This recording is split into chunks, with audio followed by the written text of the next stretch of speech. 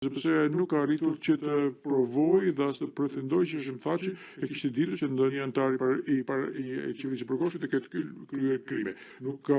prova për të shemit të arsyeshëm që Thaçi të ketë patur njohuri për krime specifike të bëra nga antar të UÇK-s, që të ishin vartësit e tij dhe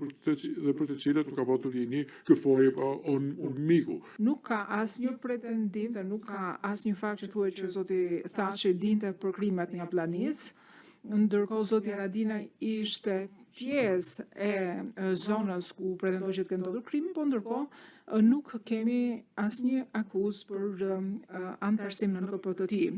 Ndërkohë më pas ZPS-ja pretendon që për të siguruar qëllimin e përbashkët kriminal, zoti Thaçi ka vizituar dhe është lidhur me Lair Ibrahimaj dhe është takuar gjithashtu me zyrtarë të lartë në Likos, Renic, Malishev e të tjerë, duke manifestuar rolin e tij për të pasur kontroll.